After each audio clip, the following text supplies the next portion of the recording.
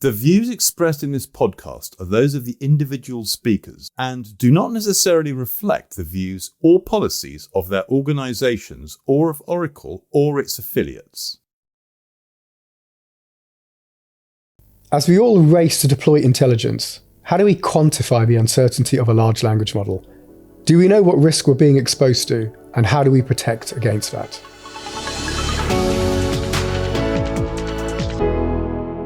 Hi everyone, we're here today with Dr. Michael von Gablenz from Munich Re. You're the head of Insure AI.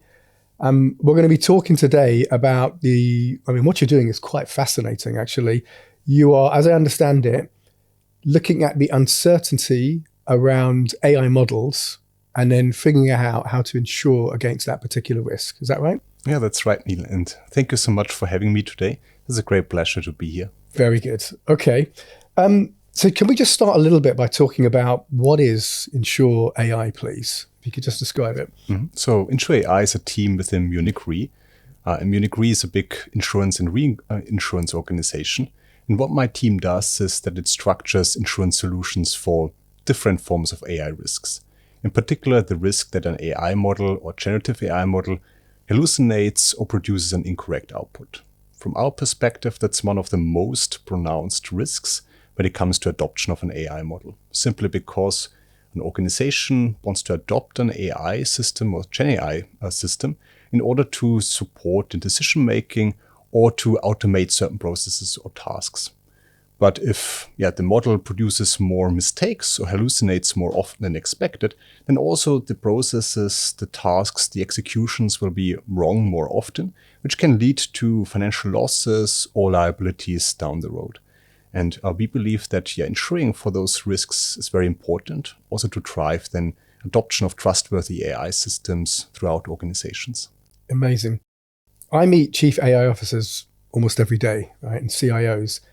I don't think this is a market that many people realize exists. So talk a little bit about the background and how Insure AI came to be. Is this something fairly recent? How long have you been looking at this area? Yeah, so we insured the first AI system in 2018. Wow. This was an AI system which was already taking autonomous decisions and autonomous actions.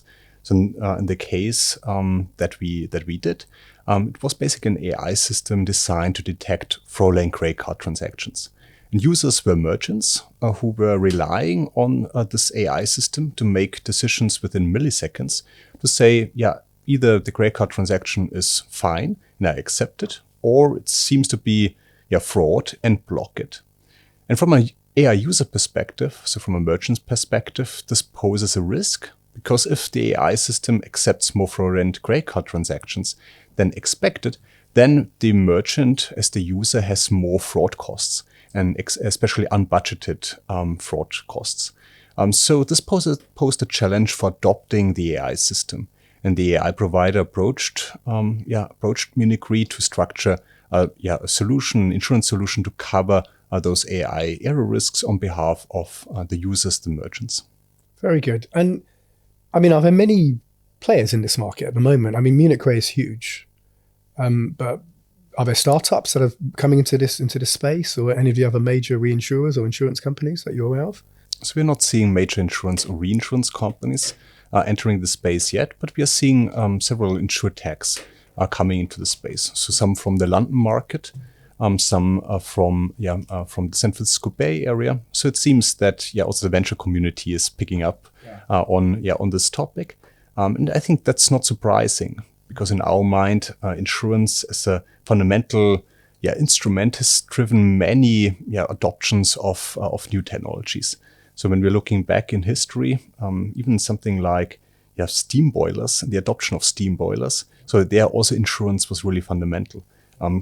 Basically analyzing the safety of those steam boilers and then providing insurance against major catastrophe in case a steam boiler blows up. So in my mind, this also has driven then the industrial revolution forward and had a major impact. Yeah, it's interesting that you use that as like an analogy or comparable. It's exactly what I was thinking. This market could be absolutely huge, right? We look at, $2 trillion of investment in AI training over the last 2 years, the fastest industry in humankind. I'm not going to put you on the spot and ask you to size the addressable market, but where does Munich Re see this going? Are there any particular segments that you're focusing on, or any particular industries? Can you give a sense to where you see the market developing, please? Yeah, from our perspective, every company globally is looking into adopting AI. And for every AI use case, where in case the AI produces some form of a mistake and costs occur, and those might be opportunity costs, and those might be also actual costs for company to, for example, redo some work, or those might also then be liabilities in case an AI model is used in some kind of customer-facing application areas. In all those companies and for all those kind of use cases, there exists a risk exposure there. And where there exists a risk exposure, their insurance might provide a solution in order to take off this risk and therefore also drive adoption of this technology. Right. So all these things I hear, like IP infringement, hallucinations, obviously is one of the big one, accuracy of these models. Every single one of those is potentially an opportunity for you to provide some level of certainty and assurance or insurance around this, right? Yeah, correct. Mm-hmm. Huge opportunity. And the MIT has created a repository around AI risks. I think they are now standing at around 1,700 different AI risks, which might seem quite overwhelming. But from our perspective, we bucket those risks into two classes. So one are risks which are really driven by an AI model being just at the end of the day a statistical system. With any statistical model, there's uncertainty in the output. And many of the risks that you mentioned, so the inaccuracies, the hallucination risk, but also things like the copyright infringement risk, they can be traced back to incorrect output by a model. This is in our mind a new class of risk, but then also new insurance solution with new pricing, with new underwriting considerations, with also new considerations around systemic or aggregation risk. That this is needed for this bucket. And the question which I think is going to be on everyone's mind, it's definitely on mine, is how do you go about quantifying this risk, right? Do you have a team of highly skilled PhDs who are sitting there figuring it out, or how is it done? Yeah, that's the basis. It's pretty much that. So we have built up the role of what we call a research scientist. So those are colleagues with a PhD in mathematics, statistics, computer science, whom we hired directly from the PhD program, so from the universities. They were doing research around quantification of model uncertainty or related research. We hired those colleagues to put them really on the business side in insurance, in my team, in order to help us develop novel quantification methodologies to price this kind of risk, and also to see what is possible to insure and what is not possible to insure. So I think this talent that we need, I think this is really the basis. Are you finding that the domain expertise, the industry, matters a lot? Does it factor into your ability to quantify? It plays a role. It plays a role in the sense of, for example, figuring out whether certain testing regimes are adequate. Mm-hmm. So for the input data that, for example, the model is seeing during testing versus during production, is this, let's say, common, or is this pattern reasonable? So in this respect, your domain knowledge can be helpful. As a Munich Re group, given that we are insuring many different risks from agricultural to risks around certain liability scenarios, we have a lot of different experts in the group, which we can then rely on to bring in this kind of domain knowledge. But in our perspective, more important is the statistical specific knowledge. So given any kind of black box model, how can we quantify the uncertainty in the output of those models? And that's really this key expertise that we have built up on our business side. Does this mean that your Insure AI team has a fairly close, maybe working relationship or just observation of all of the frontier model providers? Because I imagine you have to stay fairly close to those. Is that the case? Do you work collaboratively with them, or is it more one of you're observing them on behalf of your clients? How does that work? We are observing them, and we are also observing how our let's say the model providers, how they are utilizing, for example, those foundational models, if they are utilizing them. So many of our clients are also building their own models, but some are also relying then on a foundational model. And for us, it's very important to see how they are also monitoring changes to the foundational model. Because we know if the foundational model changes, this will have some downstream impacts. So then also the overall model, so the fine-tuned model, will then also behave differently if the foundational model changes, which can then give rise to additional risks or change in risk. From our perspective, this needs to be monitored and controlled. Yeah, this is a really important point because we often work with clients where we've pre-integrated a model and we go through their compliance. It's almost like one and done. But of course, the models are not static. They're constantly changing. There's new versions coming out. They're leapfrogging each other. And I think you raise an interesting point that someone has to worry and quantify the risk as to every time. And these models sometimes are changing on a quarterly basis. Yeah. Do you have clients where you have this ongoing relationship where you're almost having to adjust the uncertainty and the risk depending on the models and how they develop, or even the tooling and the applications they're building around the models? Is that the case for you? So we require an ongoing monitoring as well as a retraining and updating. So from our perspective, in case a new model is trained and should go into a production, if it performs better than the old model, then of course it's highly preferable that this new model is put into production. So then we automatically insure it. However, we always require that there's a testing and that there's a proof that the new model is truly performing better for the specific application compared to the old model. And only then it is insured. Let's talk a little bit about the types of risk. Okay. I probably spend most of my time working with clients and partners who think about operational risk, but I'm starting to see, talking to you, Michael, that's not enough, right? So where do we go beyond operational risk? Yeah, so there's also then the financial risk component there. This might be a consequence of a realization of an operational risk. Mm-hmm. So for example, if we have a company which is adopting a generative AI model internally, for example, extracting information from documents that customers send in. And if the model is now making more mistakes, then also this means that the output cannot be used and someone, so a human then, needs to redo the work. So that's an operational impact, but at the same time, it's a financial impact, because this means simply that more humans are needed to do the work, more costs occur because of that, and that's essentially unplanned, and this creates a financial risk for a company. Interesting. So this sort of duality of financial risk and operational risk, it's not either or, it's both. Again, I think it's something quite innovative that you and your team have developed. What's the reaction you get from clients and tech vendors and partners when you explain these two dimensions and how they now have to sort of go hand in hand? How do they react? Yeah, so I think it's also many times an educational moment. Yeah. So as you have said, it's still quite new to also see the financial dimension of adopting AI. So few, I think, AI and adoption of AI is so similar to adoption of other forms of technology. Yes. But in my mind, it's quite distinct. It's at the end of the day, really the adoption of a statistical system with all the consequences, what this means.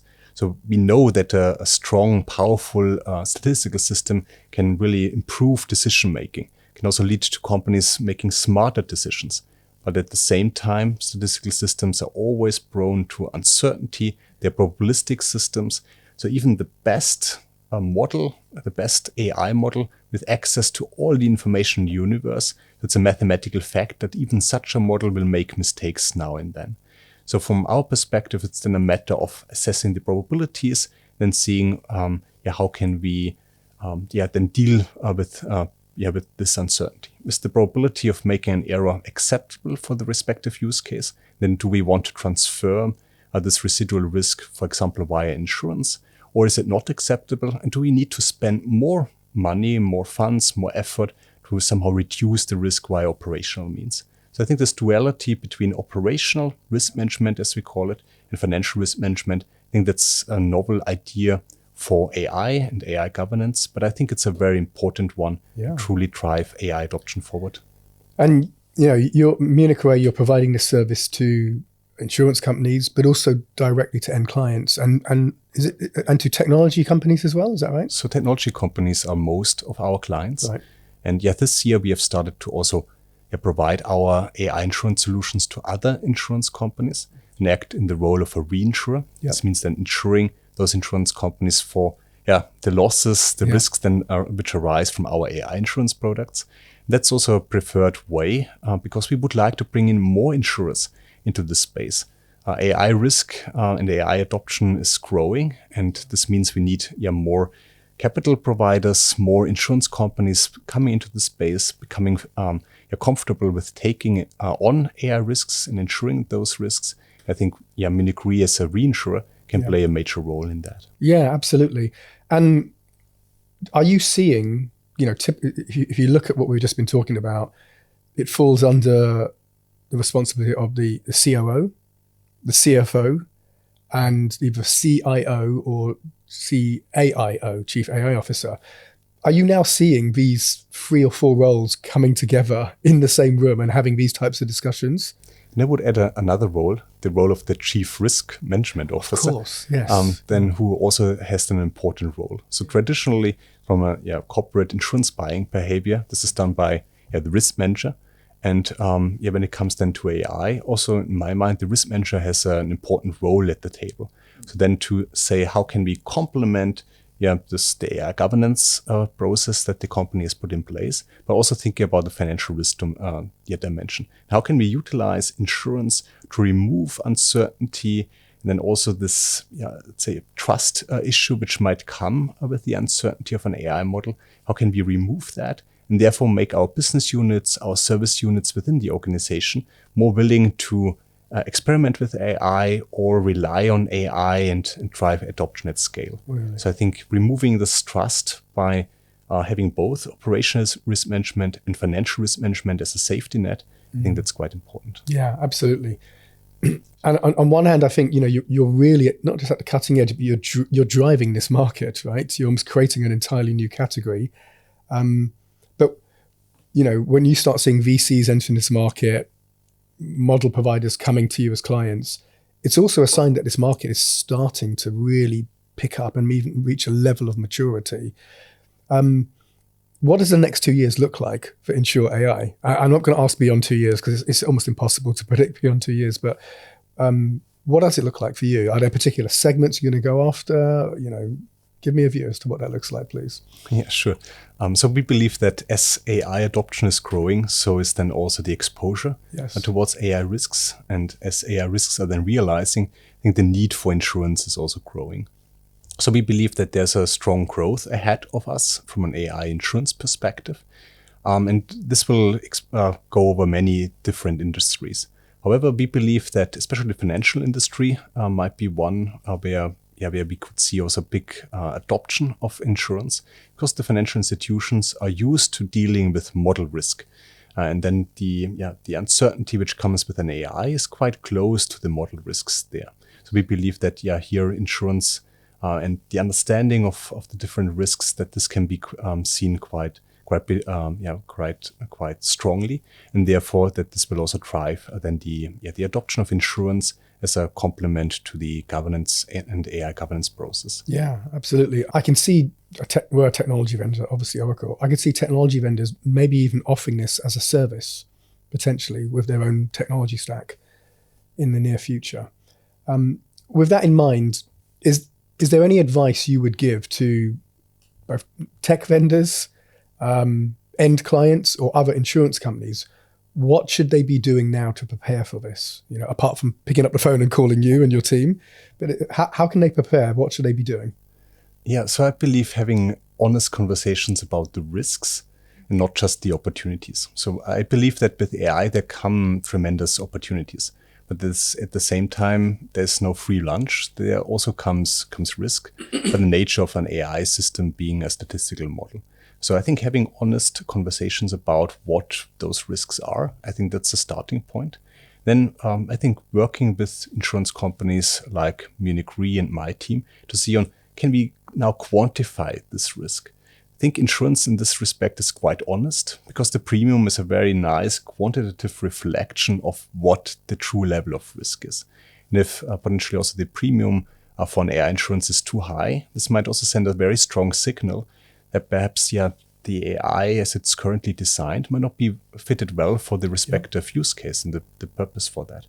So I think here also insurance can act as a signal of how risky a certain deployment of AI is, and whether then the total costs for the AI, so being basically the usage costs plus the costs of risk, for example, in the form of the premium for an AI insurance, whether it's then worth it considering the opportunity. I think having this more honest discussions, I think this will help. Yeah, it's interesting because you've probably seen the other MIT report where it talks about the fact that more than 80% of AI pilots, generative AI pilots, fail. They never see the light of production. And my team is obsessed about the quantification of AI impact. So we're focused on what is the value that AI generates, but we've never really looked at the risk parts. I see now that we should be. What I think I find quite interesting is actually what you and your team are providing. I meet a lot of clients who are very hesitant about taking that leap of faith to invest in AI because there's uncertainty. But by bringing you and your team and your service in earlier, they're lowering that risk profile, making it easier to make that decision to invest in AI or not, as the case may be. Absolutely fascinating. And just on that, where are you engaging in this sort of product development or adoption lifecycle? Are you finding that your clients are bringing you in quite early in the adoption lifecycle, or is it an afterthought? Oh, we've launched it now. We better call Munich Re and find out what our risk is. Where are you typically getting engaged? So I would say it's a combination. Okay. For many of the AI vendors, we see that we are getting approached quite early. So there's an AI system already developed, but now they would like to sell this AI system to many companies and really scale up.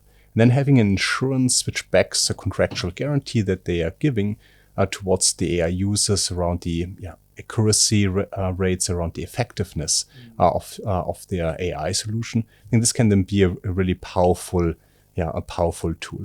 When it comes to the AI users, so there we also see that basically once an AI model is supposed to be more adopted at scale, that then also discussions around risks are truly becoming preeminent focus. And there are also discussions around ensuring this kind of risks are then also something what we are seeing, and then where we are getting engaged. Excellent. Okay. Michael, do you mind if I ask you a little bit about your background? Sure. Because I'm sure a lot of our viewers are sitting here thinking, how does someone like you end up in a role and running a business like this? So what is your background, if you don't mind me asking? The journey. Yeah, so I have a PhD in finance and a master degree in data science. So I have a combination of essentially understanding the practical as well as the theoretical side of AI models. So I've built transformer models myself. Which is not always easy. And at the time, it was still, coding everything in Python and looking up in Stack Overflow. And I was stuck somewhere rather than using a vibe coding Gen AI system as nowadays. And then, understanding the finance world and basically seeing that when we evaluate in finance any investment project, we always look at the opportunities, but then also the costs of risk to really find out whether the net present value of the project is really worth it. And I think for AI, I've seen this, the considerations around usage costs and then the opportunities which come with it. But I haven't really seen discussion around the risks.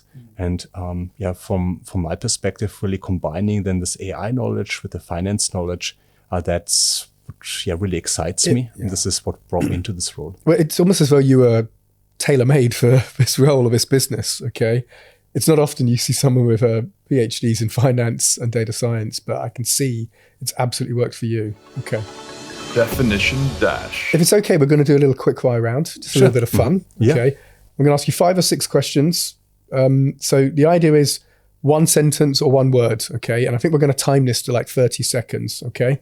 Just a bit of fun. So let's go, shall we? Okay. One word for AI today. Uncertainty. Good one. One word for AI in 5 years. Statistics. Love it. AI agents, hype or real shift? Real shift. Very good. This is perfect for you. Biggest risk in AI right now? Inaccuracies. Excellent. Biggest opportunity? Automation. one thing leaders consistently get wrong. Just focusing on the operational risk management dimension rather than the underlying uncertainty. Okay. I've started, so I'll finish. Last one. One AI term you wish people would stop using. Agentic AI systems. That has been the top response from everyone we've interviewed. Oh, I'm very happy about that. So you're on the money there. Okay. Myth versus reality. Okay, Michael. So just sort of building on this fun thing of Quickfire, now let's talk about hype versus reality. Gonna give you a couple of statements and then just say hype or reality. You got to choose one. Okay. So first up, AI will replace most jobs. Hype. Okay. Bigger models are always better. Hype. AI is already delivering ROI at scale.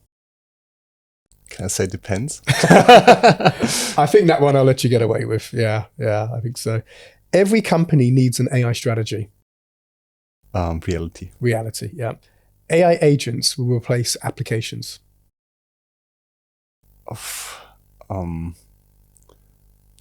This depends. Yeah. I would say.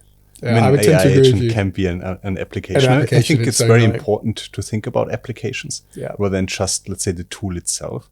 Because at the end, the value is in the application and not how fancy the tool is. Absolutely. Well said. Okay, you passed.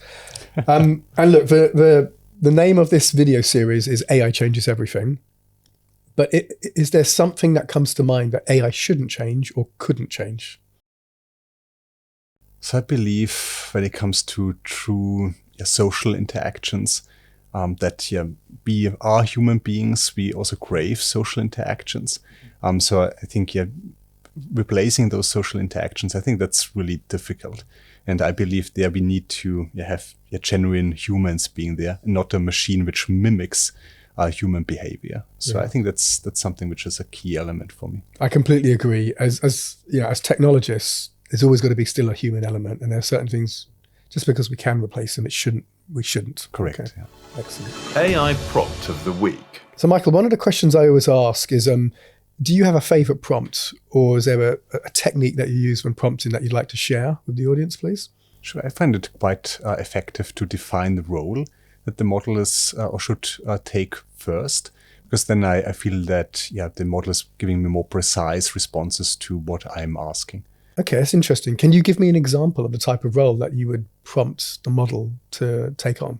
Yeah, so for example, if I'm asking about, say, any statistical question, then I would ask it, assume now the role of a PhD statistics student at University of Oxford, and now explain this. So you are having this role, and now explain it to me in simple terms, how you would explain it in your class if you would be a teaching assistant. Okay. So that's then, let's say, the right level of expertise which is there, but then from a communication perspective, it's an easier level. And I find that defining those roles and the way of communication, that this then helps to provide a better response out of the model to my query. That's a great tip. Michael, we've come to the end of our chat. I thoroughly enjoyed it. I found it fascinating. I hope you have too. It was a great pleasure. Thank you so much, Neil. Thank you so much. And thank you for watching. I hope you've enjoyed it as much as we have. If you're interested in watching more of these podcasts, then I encourage you to go to oracle.com/AI Changes Everything.